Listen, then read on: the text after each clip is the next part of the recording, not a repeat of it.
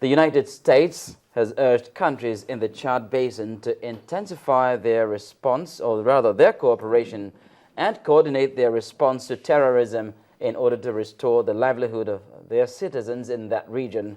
U.S. Assistant Secretary of State for African Affairs, Ms. Linda Thomas-Greenfield, said this at the third session of the Regional Security Working Group of the Nigeria-US Bi-National Commission.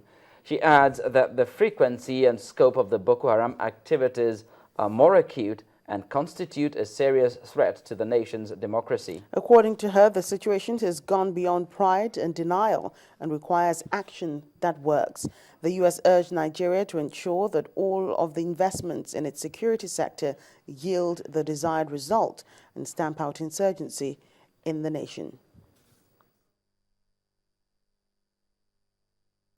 Since we last met in August of 2013, the frequency and the scope of Boko Haram's terrorist attacks have grown more acute and constitute a serious threat to this country's overall security. Boko Haram has shown that it can operate not only in the Northeast, but it has flexed its muscles in Kano and Abuja and elsewhere. And we're very troubled by the events that have taken place in Bama over the last few days, and the prospects of an attack on and in Maiduguri, which would impose a tremendous toll on the civilian population. This is a sober reality check for us all, and it's past time for denial and for pride. It's time for action.